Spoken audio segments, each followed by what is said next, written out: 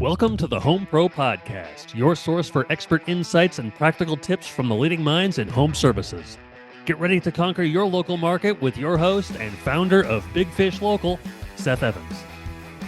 Seth Evans here. I am the host of the Home Pro Podcast, where we share wisdom from top service professionals and coaches to help you become the big fish in your local pond. Join us for insights and strategies that drive growth and success. This episode is brought to you by Big Fish Local, your trusted partner in navigating the digital landscape. Our dedicated team specializes in creating impactful digital marketing strategies tailored to your business needs. From optimizing your website for search engines to enhancing your presence on social media, we are here to help you thrive in your local market. Discover the potential of your business with Big Fish Local's comprehensive marketing solutions. For more on how we can boost your online visibility and drive true growth, visit bigfishlocal.org. Today, I'll be interviewing David Timpson, a business coach delivering high ROI for small to medium-sized businesses. David offers a winning template for business owners trying to sell within the next 1 to 3 years. Now, I know a few of David's clients, and I have personally seen the transformation and growth that he has helped to create in the businesses he works with. So, David, welcome to the show. Thank you, Seth. Good to be here. I am so thrilled that you are here today. As I said before, I've seen some of those clients that you've worked with and have witnessed some of the true growth that you've helped to create. And, you know, it kind of makes me wonder, how did you get started in this to begin with? So I started out years and years ago in the late 80s, actually early 90s, in management. And after several years in management, I thought maybe I'd write a book on the 100 ways to screw up a business because there were so many problems. That led me to dig deep into, where does management come from? What is management? And of course, that led to learning about leadership and the difference between leadership and management. And I might just comment quickly the difference there. I simply define leadership as the ability and the capacity to articulate a very clear vision of the future and enrolling others in that vision. And my definition for management is implementing continuous improvement. That's it. If you're managing, you're implementing continuous improvement. And if you're in a management position and you're not implementing continuous improvement, you're not managing. So learning, what is at the root of good leadership and management and creating management systems got me started in the business coaching space. And so I've been working with small to medium-sized businesses for several decades and learned a lot. Obviously, every situation, has its uniqueness. And every business owner I've ever talked to about their business, they all say one thing in common: David, you don't understand, our business is different. So even though the industries are similar, I've worked mainly in certain industries, every business owner, every manager thinks their situation is a little bit different. So there are things that businesses have in common, and there are things that are different. And what we do is we apply principles that can be used in any business to significantly increase the value of the business, and that can only come from significantly increasing the ROI. That's great. David, you mentioned this difference between leadership and management. Is a good leader also a great manager, or are these like two separate traits that the business owners you work with have to develop? That's a big question. Trust you, Seth, from Big Fish, to ask a big question. And I can just refer your audience to a 20-year study done by the Gallup company. Most of America is familiar with what's called the Gallup poll, and that's actually something done by the Gallup company. They're a very large marketing and research firm. You know who they are. Mm-hmm. And they conducted a 20-year research project on what makes great managers great. It's the largest study done in the history of mankind. 20 years. They did over 1 million interviews. Wow. And they were trying to find out what make great managers great. So like I'm massively interested in this topic, right? And they, after 20 years, they took their findings and published it in a book called First, Break All the Rules. And rule number one of great management is don't waste any time or energy trying to put into a human what was left out. It's challenging enough to draw out of them what's already been put in. That's rule number one for great managers. But to your question, specifically to answer your question, the difference in leadership and management, they found something that they weren't even expecting. It wasn't part of their project. It wasn't their research thesis, but they found it. It emerged in their findings that very rare is a human highly skilled in leadership and highly skilled in management. Like talents for leadership typically make you poor managers, and talents for great management typically make you boring leaders. So they, in all their over 1 million interviews, they didn't find a single person that was both a great leader and a great manager. That's fascinating. So when you're coaching the business owners that you work with, I imagine that a lot of times you'll find that they're more skilled on one side or the other. What do you recommend to the business owners you work with if, say, for example, they're a great leader but not such a great manager, or vice versa?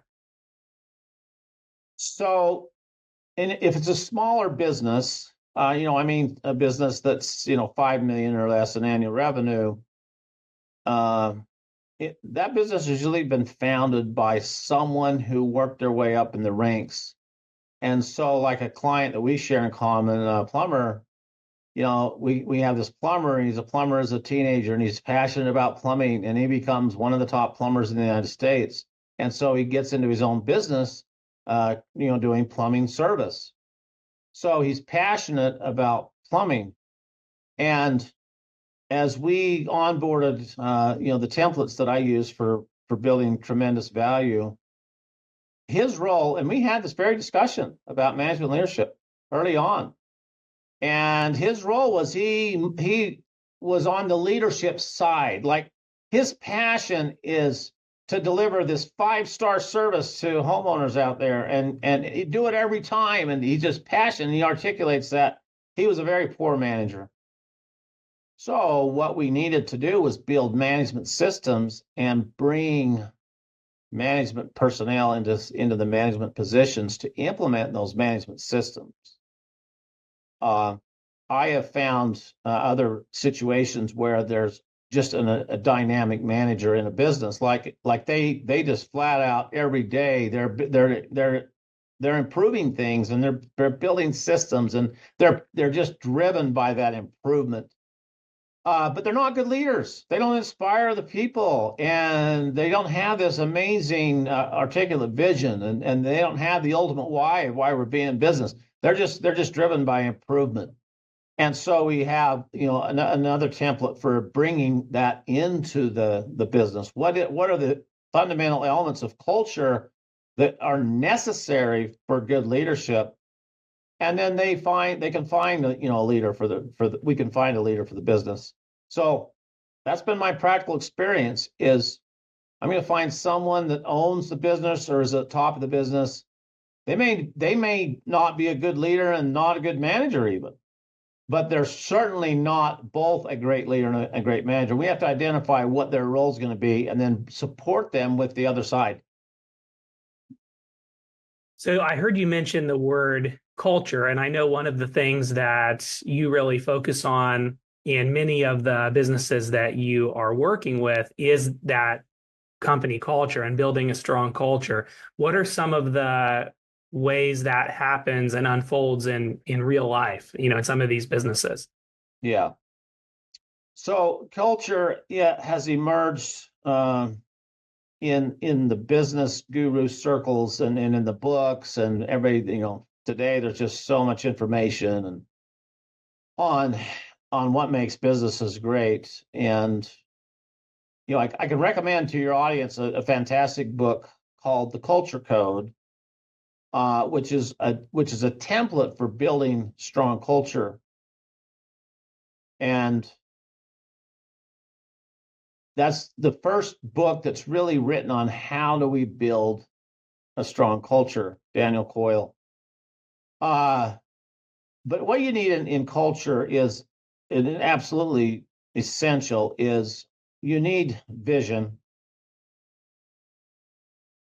So for Nike, we bring innovation and inspiration to every athlete in the world. And if you have a body, you're an athlete. And that's their vision. And their marketing slogan that backs that up is just do it. Hey, kid, you got a human body. You're laying there on the couch. You're a couch potato. You're playing video games. And you see this Nike commercial come on. And all you got to do is go buy those shoes and you can go play basketball like Steph Curry. Just do it. That's vision. You got to have vision for strong culture. And then you have your core values. And these are definitions of behaviors that you're intentional about and that you expect from all the people in your organization every single time. And you're very intentional about those actions. And those are the core values of a business. They're the pillars of the culture. So you got to have strong core values to have strong culture, but you also have to have that vision. Who is it we're ultimately becoming? Hilton spreading the warmth and light of hospitality around the globe. I mean, just listen to that vision. You're like, I want to be part of Hilton. That's pretty awesome. And everywhere you go you find a Hilton, you're looking for the warmth and light. And so you walk in this big lobby and there's a fireplace and it's well lit. You got to have vision and you got to have core values for strong culture. And they say today, Seth, culture eats strategy for lunch. Meaning you can have great strategy. You can have good management systems in a business and great strategy. If your culture is bad, your business is going to go down.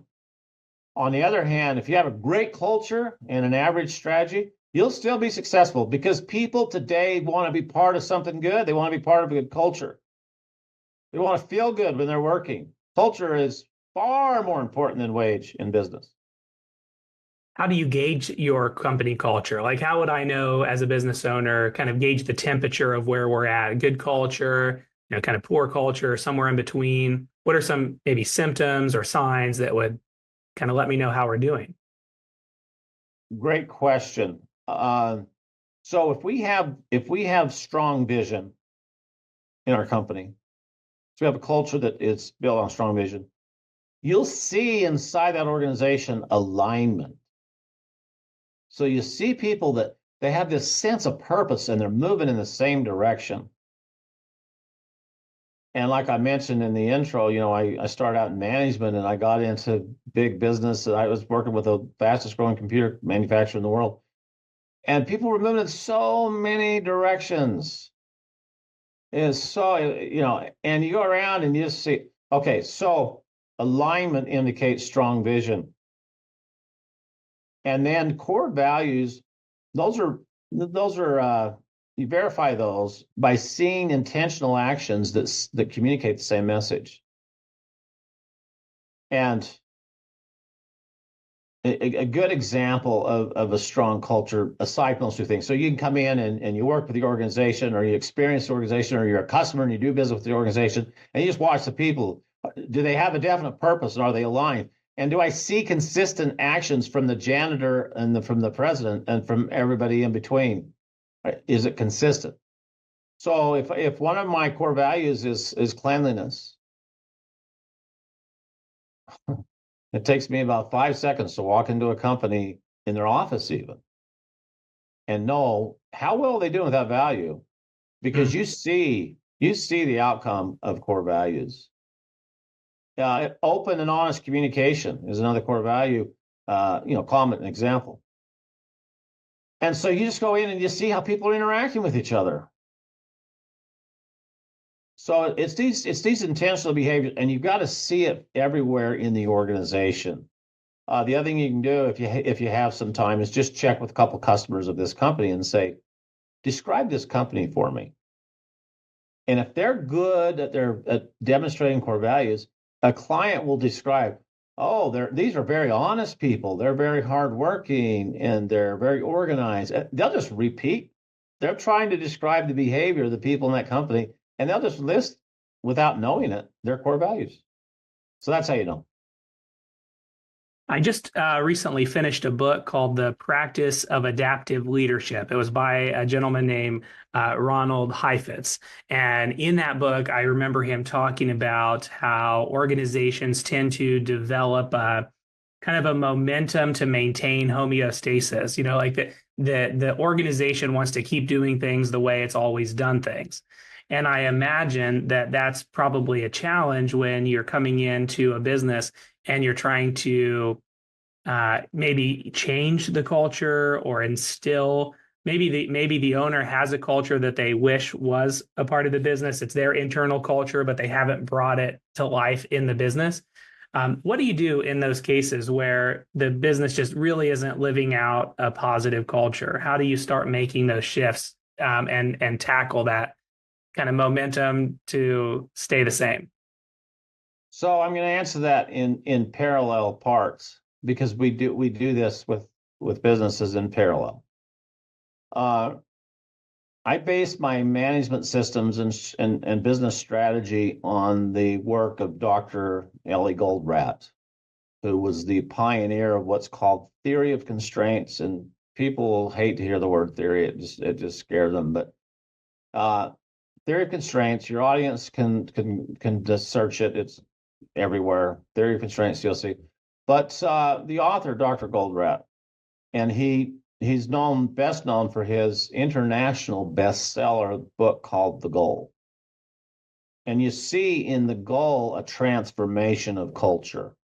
It's a business novel, and these people, everyday people, and they transform in a quarter's time, in 13, 14 weeks, they transform their culture. And his transformation process is guided by three questions. What do we need to change? What is it that we need to change? And the answer to that question comes from looking into root cause.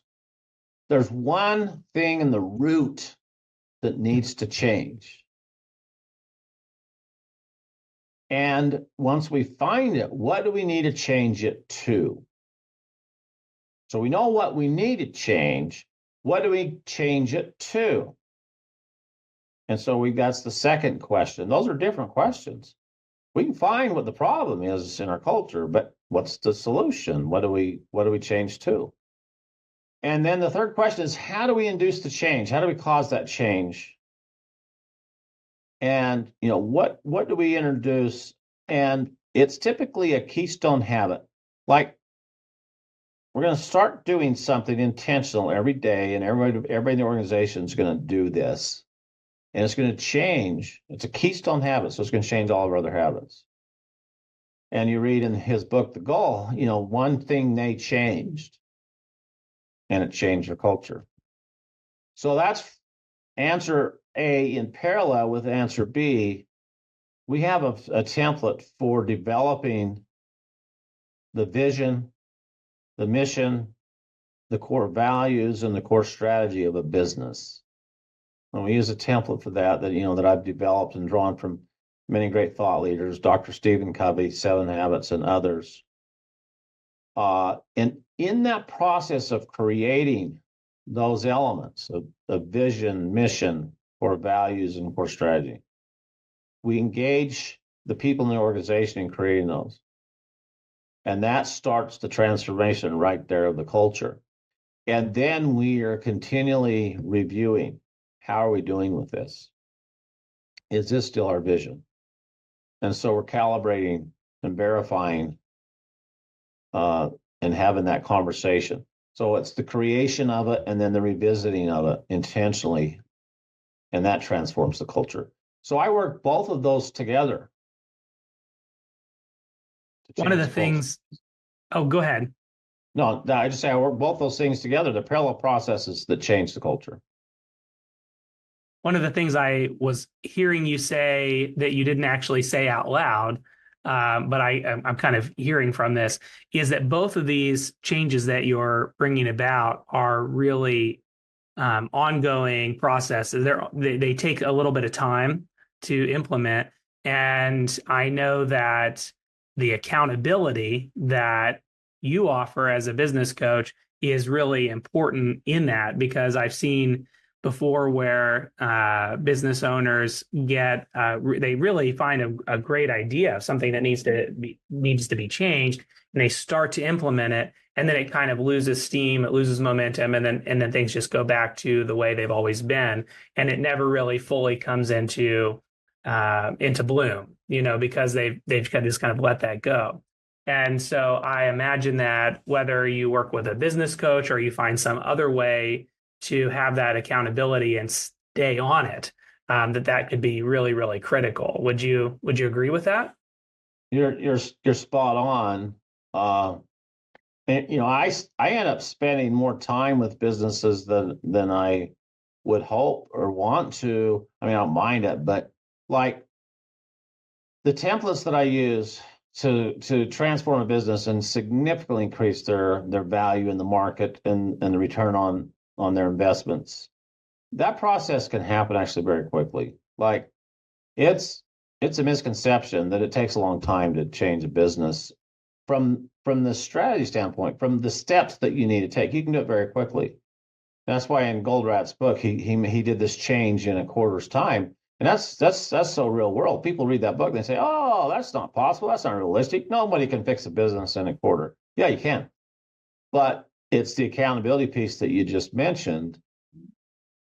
People put things off, and what happens is they get this great idea. Like the owner of the company comes in, "I got this great idea. I know how we're going to turn this company around," and then nothing happens. And so you say, "Well, what happened? Why didn't you implement this?" He's like, "Because people resist change. People resist change," and you hear that all over the world. People resist change, and so it's our built-in excuse to not make the change. Uh, you know, is that true? Is that true that people resist change? Well, it's true in many cases. People, when they get outside of their comfort zone, but we see people making massive changes in their life every day in this country and in the world. Getting married is a huge change. Absolutely. And people generally are really excited about it. And then they have a child. It's so exciting to have a child. They don't resist that. There's, a lady goes and buys a new dress. How much does she resist that change? People don't resist change just universally.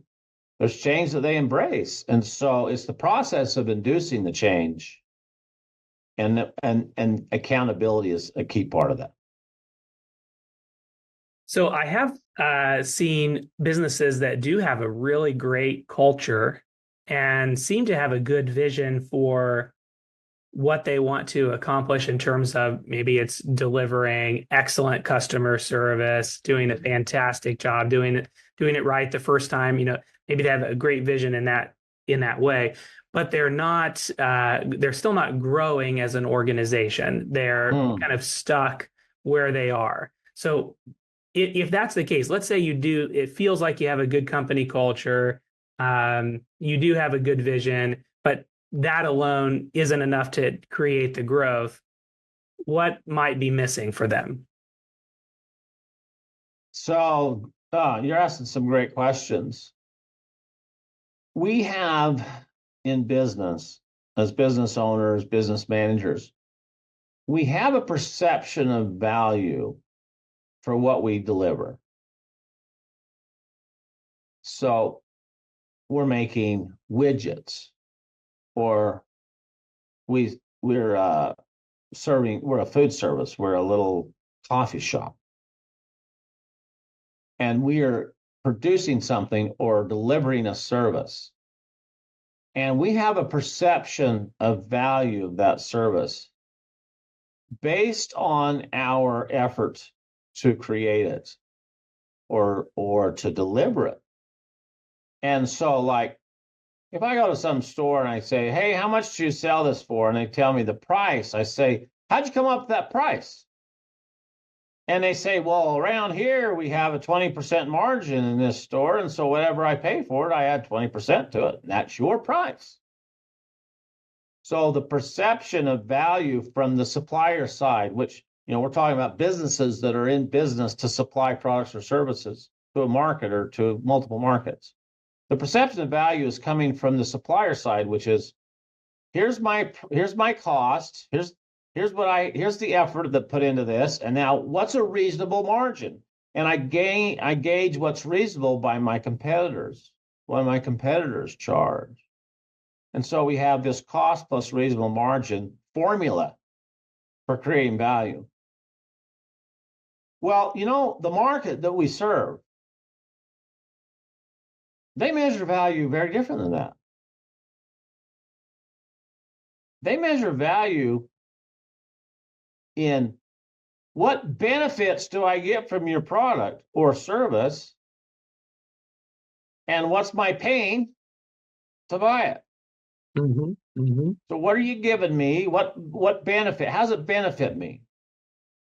And what's the pain that comes with it? I might go to a little coffee shop and I just love their coffee and their environment, and it's just amazing. But their coffee is $100 a cup, and it's just too painful, so I don't go. But go to another coffee shop, their coffee is inconsistent. It's a place I don't want to sit down. It's dirty, it's noisy, and they're offering coffee for $2 a cup. I'll never go there. And they'll say, "Hey, what's the deal? We have a great value here. It's $2 coffee." No. So what is it that the market values? This was the brilliance of the Starbucks story. The brilliance of their idea was they actually were delivering something the market needed that wasn't there, and that was a place to go away from home and away from work. So people they're either at home or they're at work. They need a place to go that's not at home or at work, to have a meeting or to work on a report or to do something. And so Starbucks created this environment where people could come that's not at home, it's not at work. And they're like, well, what do people do when they're sitting there visiting or working on a document or a report? What does a college kid do? They're working on prepping for an exam. What do two business managers do? They want to go somewhere quiet that's clean that they can meet. And what are they doing? They're going to be sipping something while they're there. Let's make coffee. So what Starbucks was selling wasn't their coffee. It was a meeting place for people. It was a place that's between work and home. So the market measures value based on the supplier's ability to satisfy a need. And it's the benefits minus the cost that's the net value. Two different, completely different ways of measuring value. So if we want to grow our business, if we want to gain a competitive edge in the marketplace, or even better, we want to really grow our business, because let's say we want to build our business up and sell it for millions and millions of dollars, we need a dominant competitive edge. We need a competitive edge that's so clear that we're it's not even a competition. Us and our competitors, we're dominating. How do we do that? We go into our market and we identify what is the core problem in our market. What are our customers experiencing that they don't like? And what's at the root of it? And let's go solve that root problem for our market. And if we can solve the market's root problem, it solves all these other issues the customers are having. And we look at value. In going through that process, you're looking at value in the eyes of your market. And that's how you build a dominant competitive edge. And then you can grow your business very quickly. It's kind of amazing how that ties right back into what you were saying earlier when you were talking about the theory of constraints, how in your own business, there's often one root issue that when you address that, it's solving a lot of other issues as well. And the same thing, what I'm hearing you say now is when you're developing this market offer, that when you can solve this one problem for your clients, that you're solving a whole host of other issues for them. So they really, it seems like they tie together really well. Absolutely, you're right on. And there's a universal reason for that too. one of the laws of the universe is inherent simplicity. And when we look at nature, it's inherently simple. It's in harmony with itself. And inherent simplicity is a law that the scientists use to do a lot of work and discovery. Without this principle, they couldn't do their work. And inherent simplicity simply is the law that causes converge. So what we see, I use the analogy of a tree. So we see the leaves on the tree. And the leaves are attached to small branches, and the small branches are attached to big branches, and the big branches meet the trunk, and the trunk goes down to the root. And anybody that's had any experience with growing anything knows that the health of the root is where it's at. That's what determines the health of the tree, right? So when we're looking for what is the cause of our market's problems, we know when we go looking, we know that all the little issues. So if we sit down with a customer or we go talk to 10 customers and say, what are your biggest frustrations? It's a pretty similar list. Like you and I work together in the service industry, and you go ask customers, what are your frustrations with service? And the list is pretty typical. People don't show up on time, they're unprofessional, they're dirty, they're not clean, they're not organized, they charge way too much, they do a shoddy service, they don't really fix the problem, they put a ban, all these things that's just common. Well, that all comes from something at the root. And inherent simplicity tells us that causes converge, they don't diverge. So when you go looking for a cause, you can just go down 2 or 3 layers and you're at the root. And so you develop a solution for the market. Your offering solves the root problem of the market. And how do we know there's always a root problem in the market? How do we know that logically, that there's a root problem in the market that hasn't been solved yet? How do we know that? I would think you would see it expressed in the fruit or the leaves. Yeah. Those problems are there. Those issues are there today. And because those issues are there, it means nobody's gone in and solved that problem. Right? Well, if we're not believing in that, if we don't understand inherent simplicity and that causes converge, we might approach our business model this way and our business strategy this way. Okay, we got some leaves turning brown on the tree. Well, let's get a ladder and jump up there and clip them off. And now our tree's green. And then some more leaves go brown. Well, let's go clip those off. And we keep clipping off brown leaves to solve the market's problems. We have not solved what's causing the leaves to turn brown. And then one day somebody says, hey, there's hardly any green leaves left on the tree. And so we go to Walmart or Dollar General and buy green leaves, and we go tape them back on the tree. Yep. So, yeah, we always know in any market there's a core problem that's not being addressed by our competitors or us, and we can find it. Just use the cause effect analysis. You can find the problem that nobody's addressed yet. Now, why are these hard to find? It's not hard to find logically. Why are these hard to find for suppliers? Because of their perception of value. Suppliers perceive value based on cost. And every time I've gone through this process, I've been through it many times, and every time I've gone through this process, the biggest root problem in the market is policies from the suppliers, policies from the manufacturers and the service providers that are cost-based policies. Amazon came along and says, what are people's frustrations with buying online?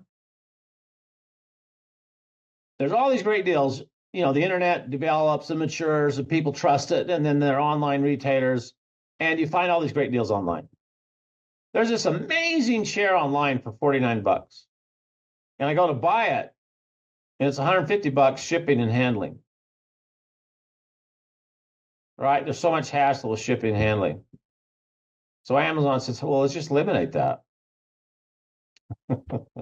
Yeah.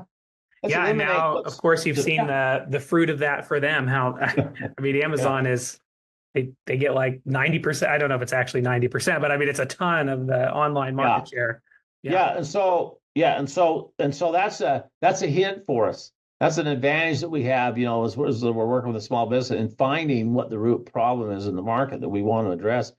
We know it's going to be somewhat connected to cost-based policies and the practices that we as suppliers, as service providers, we have practices that are actually hurting our market. And those practices are coming from cost. We need to save money or we need to make a certain amount or so forth. So you remove the cost filter, you apply inherent simplicity, and it leads you right to the market's core problem.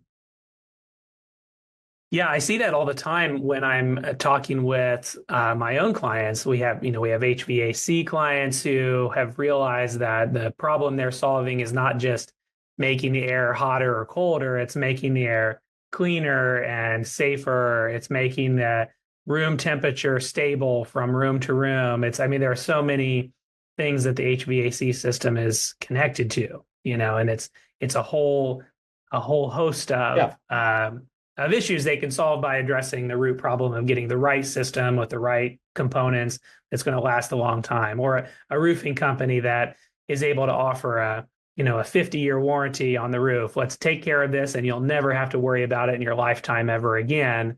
Because maybe it's a little bit more expensive, might be 50% more than the 10 or 15 or 20-year roof, but they're eliminating the worry of ever having to worry about. Things like that really have given some of our clients a competitive advantage by not just solving the problem. My air conditioner doesn't work anymore, or my roof's leaking. That is one issue, but it's not the whole market offer. It's just a piece of the puzzle. So I love what you're saying there.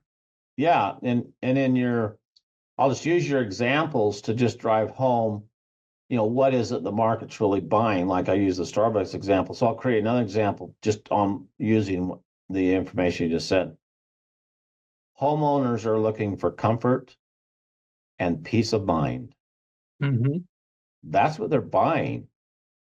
So if it's an AC unit or we're in the summer, it's AC unit, they want to be comfortable. And if their home's hot, they're not comfortable.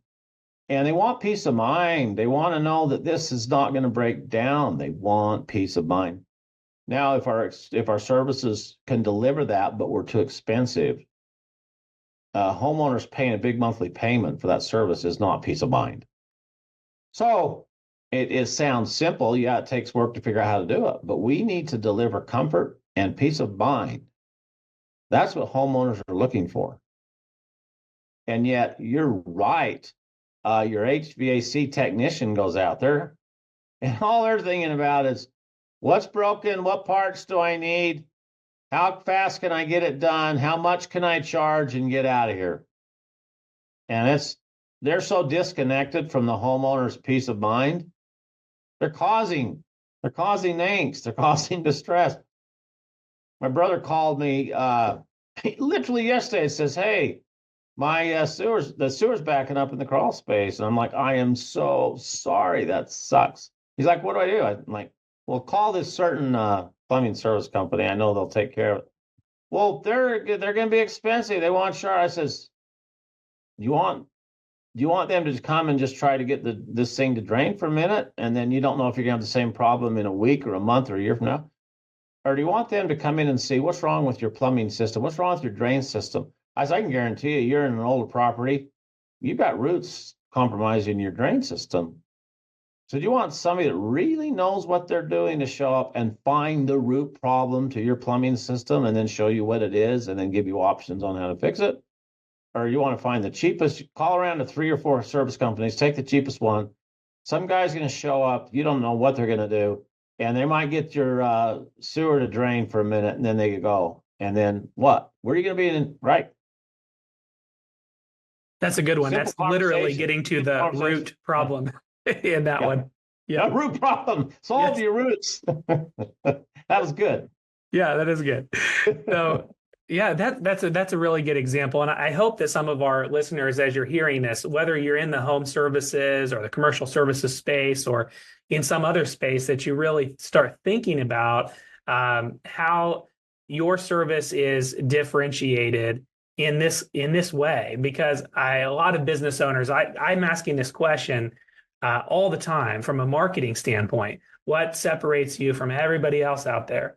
And I hear a lot of the same answers. Like, well, we have great customer service. We're really fast. We show up on time. And those are all really important things. And I think that those are worth talking about in the marketing materials, but that's the same thing everybody else says. So are you getting to that root problem that your homeowners have, or your businesses have that you work with, or whoever it is that you're targeting? Are you getting to the root problem of creating comfort, creating peace of mind? Or for a business, and maybe it's something else. Maybe it's driving revenue, creating stability. Again, not having to worry about this problem. Maybe that's peace of mind. So think about that and see if the language that you're using when you're talking about the things that you do align with those root problems. And it's been really, really good. David, when we're getting near the end of our time together, I think today, and one of the things that I love to ask everybody that comes on as they look back over their years of service and helping businesses like you're doing, do you have a moment that you're really proud of that you'd like to highlight? Oh, I mean, you have them all the time. My favorite moments are breakthrough solutions. When we are working on, what we call in our work, and the technique I use, what we call a core conflict, which is a logical conflict. This is not a conflict between people. This is a logical conflict. Do we raise a price or lower price? Our business is in stagnation, and our customers want lower prices. So if we're going to increase sales, we got to lower our price. But we're not making enough money, and our margins are too tight, so we can't lower our price. We got to raise our price, or we're going to go out of business. And so you got this dilemma, and working with business owners in articulating a core conflict, and then being able to evaporate that conflict, eliminate it so it doesn't exist. Just a quick example. I haven't thought about this for years. I was working with this auto accessories manufacturer, and they were struggling and trying to grow their business. And cash is always a problem. I tell people, just when I start with a business, cash is king. I mean, it's going to be a problem. We're going to grow this business. We're going to grow it quickly, and we're going to be constantly running into cash issues. But in this particular moment, it was a day like this, a Friday afternoon, and I walk in the president's office, and he's just depressed, stressed. He doesn't know what to do, and he's in a jam because he's one of his clients happens to be Walmart, and he's got to get a Walmart order out, and one of his suppliers has refused to ship product because he's past his terms, and they've been given this warning, like, you've got to pay us or we're gonna, right. And he was waiting on some checks coming. So he's in a cash crisis, and so he didn't know what to do. So in order to fulfill the Walmart order, he needed to buy these products, buy these materials from this supplier. But the supplier says, "I'm not going to ship you these supplies until you paid my whole account up current." And he said, "I don't have the cash to do that." So I said, "Hey, Friday afternoon, let's have some fun. You look so distressed." And I just went to the whiteboard and drew out the conflict. And then we systematically just looked at the logical connections and found the one that we could break. And we created a breakthrough solution, wrote it for him on paper. I says, "You give this to your supplier come Monday morning, and you follow this process in your communication. You laid out exactly this way, and you'll solve this problem." And he called me the next Monday afternoon. He was just on cloud nine. He says, "We've solved the problem. The supplier's going to ship the product without cash. We're going to fill the Walmart order. and he solved the problem. And it's just, you have moments like that. And I've had much bigger. I mean, I've had development breakthrough solutions that were worth a lot of money. But that moment, someone just in great distress, and in a few minutes we just articulated it. Hey, what's the conflict? So it's in breakthrough solutions, evaporating core conflicts that really it just gets me going. Like there's such a great feeling that comes to that, and seeing all that seeing that transformation with somebody that's under so much stress and so much strain, and going from that to just elated and there's no end to where they can go now. And that happens just like, I mean, when breakthrough solutions come, it's a pivot point. Well, for our listeners, I'm wishing for you that you are able to discover some breakthrough solutions to some of the challenges that you might be having. David, if some of our listeners would like to get in touch with you, what's the best way to do that?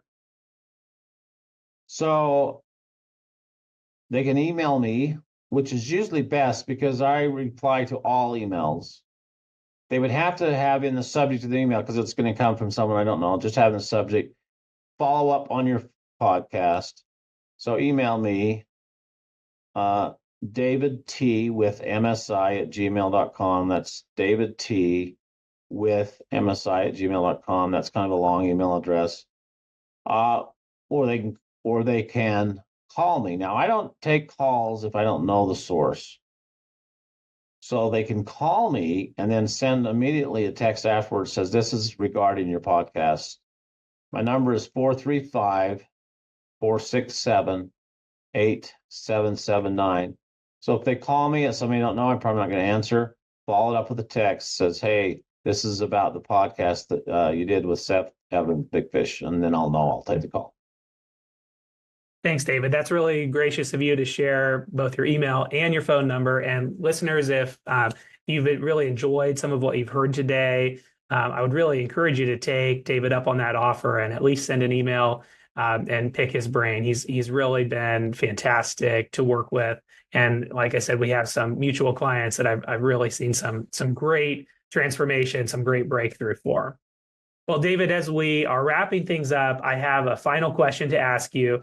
And this is one of my favorite questions, so hopefully you enjoy it as well. So we're going to pretend for just a minute that you have been awarded something. You're at an award ceremony like the Oscars or the Emmys or something like that. And this is your Lifetime Achievement Award that you're receiving.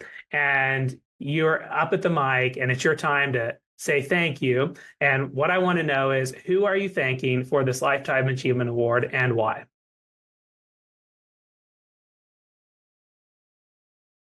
So when I started my coaching business, I was at a conference, and one of the keynote speakers said, there's a principle in life, if you follow it. And I was a young man at the time. If you follow this principle, you'll have success. And the principle is this: render more service than what you're paid for. Always render more service than that which you're paid. And in the end, you'll be paid for more than you render. The greatest compliment I could receive from an audience is, you have served. You have labored in your life, and your life has been a life of service. You've not been out there grabbing and say, what's in it for me? You operate from the premise of, how can I serve you?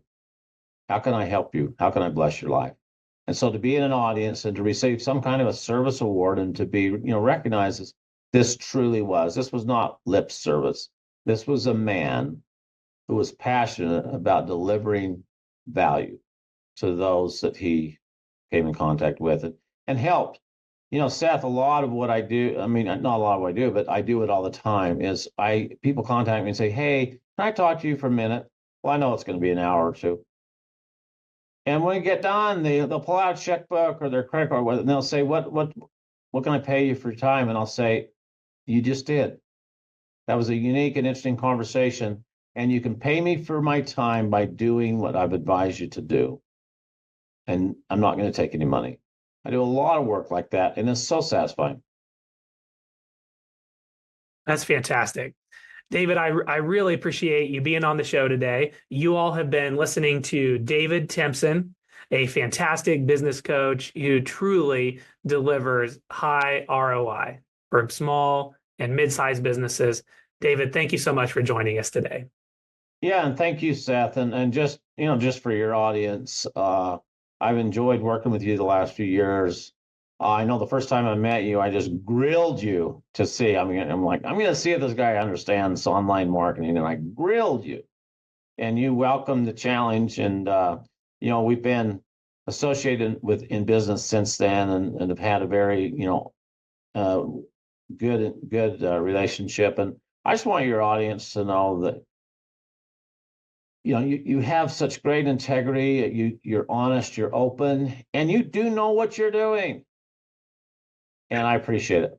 I appreciate that. Thank you so much, David. Okay. Have a fantastic rest of your day, and we'll talk to you again soon. Thank you, Seth. Thanks for listening to the Home Pro Podcast. Be sure to click subscribe to be notified of future episodes. We'll see you again next time.